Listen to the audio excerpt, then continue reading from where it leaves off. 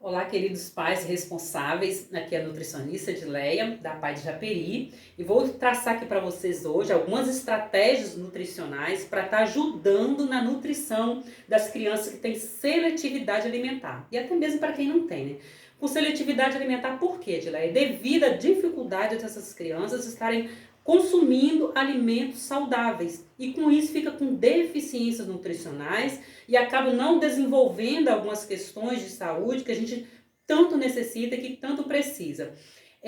Como fazer isso, Edileia? A gente costuma orientar de maneira assim mais superficial, mascarar os alimentos inicialmente. Sabemos muito bem que essa não é a estratégia correta para ninguém. Mas quando essa criança não consome esses alimentos, a alternativa que a gente tem é essa: ir mascarando os alimentos que ele já come, modificando lentamente, gradativamente, adicionando, né, entendendo aí a questão da cor para ser parecida, a textura ser parecida e adicionando nesses alimentos. Como assim, Edileia? Edileia, uma couve-flor, por exemplo, é parecida com arroz, tem a cor do arroz, pode ter a textura do arroz. Você vai ralar essa couve-flor, ou então liquidificar e adicionar nesse arroz. Assim você está oferecendo a couve-flor de uma maneira diferente e que ele não perceba tanto. Edileia, não consome nada de vegetais, de verdura, por exemplo. E eu acredito que seja a dificuldade da grande maioria, além de ser verde, por conta da textura desse tipo de vegetal. Como fazer então? Você vai pegar um pouquinho só de água e vai liquidificar essa verdura. A couve, o espinafre, o agrião, a chicória já tem um sabor mais acentuado, mas também pode ser feito isso. Vai liquidificar com o mínimo de água, vai colocar em forminhas de gelo, vai levar para o congelador e deixar.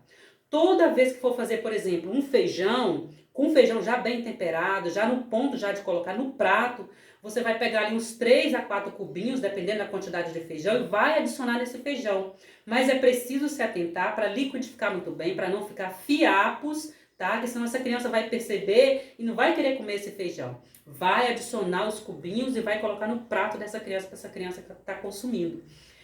Outra estratégia muito bacana é preparações de bolo, de pães, de cookies. Aí precisa ver o que a criança está acostumada, né, a consumir no seu dia a dia para estar modificando esse alimento. Vai fazer um bolo? Vou colocar uma banana com casca e tudo. Nessa casca dessa banana tem nutrientes incríveis, que tem, por exemplo, triptofano, que é o precursor da serotonina. E a serotonina, né, é um neurotransmissor precursor da melatonina. Ou seja, se essa criança tem dificuldade para dormir, tem dificuldade de concentração, de atenção, eu estou ali no alimento já colocando nutrientes que vai ajudar nessa função. Como eu falei, o triptofano presente na casca da banana, ele se converte em serotonina, a serotonina que é o hormônio do prazer e do bem-estar, e essa serotonina, parte dela é convertida em melatonina, que é o hormônio do sono. Veja só como que em uns simples alimentos, claro que isso, né, não é o suficiente, é preciso outras estratégias, mas que pode ali estar auxiliando de maneira indireta na melhora do sono, da concentração, da atenção, do bem-estar, né, do convívio social, que essa criança, se ela tem uma produção suficiente de serotonina, ela vai ter uma convivência melhor, vai estar mais bem-humorada e, teoricamente, vai dormir melhor. Então, pode estar fazendo dessa maneira. E nesse próprio bolo, o que eu vou adicionar? Cacau em pó, ao invés de colocar o achocolatado. O cacau em pó que tem diversos compostos fenólicos que vai ajudar na função neurológica dessa criança. Isso não é ser feito, gente, só para criança que é especial, que tem o autismo, que tem uma dificuldade, né, de interação, de concentração. É para todo mundo, porque todo mundo se beneficia desse tipo, né, de preparo de alimento, da alimentação saudável. É para todos. Mas tratando aqui da questão da seletividade alimentar, porque essa criança provavelmente está com deficiências em diversos nutrientes, que para ela é muito importante, assim para como todos nós.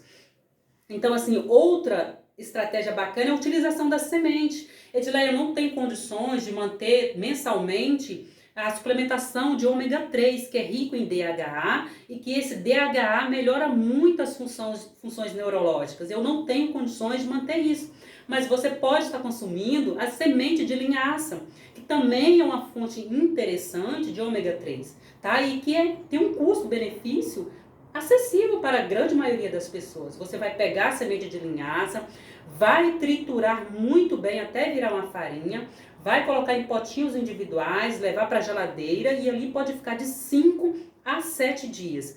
Quando você for fazer, por exemplo, até mesmo no feijão dá para colocar. Se você for fazer a preparação de bolo, a vitamina, um cookie, você pode estar adicionando parte dessa farinha de linhaça, que é muito nutritiva, rica em zinco, magnésio, fibras, gorduras de excelente qualidade e de baixo custo. No feijão, como que eu vou fazer, Edilé? Você pode colocar todos os dias uma colherzinha de sobremesa, ou então uma colherzinha de café, adicionar ali no feijão, já no prato da criança, ela não vai nem perceber e está ali consumindo um alimento ultra saudável. Vai melhorar a função intestinal, por exemplo. Quem tem, geralmente, né, as crianças que têm seletividade alimentar, tem outras questões envolvidas por conta de medicações que são necessárias, desenvolve constipação e tem uma dificuldade de evacuar. E dessa maneira a linhaça vai favorecer.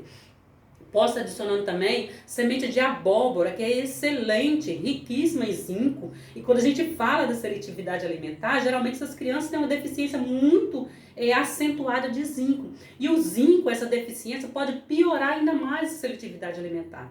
Porque esse mineral interfere no nosso paladar. Então, quando a gente está deficiente em zinco, a gente fica com uma percepção muito diferente dos sabores dos alimentos. Desta maneira, vai melhorar essa questão da palatabilidade. A semente de girassol, a semente de chia, a semente de gergelim, que é riquíssima em cálcio, né? Para o fortalecimento dos ossos, outras funções muito importantes que o mineral cálcio desempenha no nosso organismo.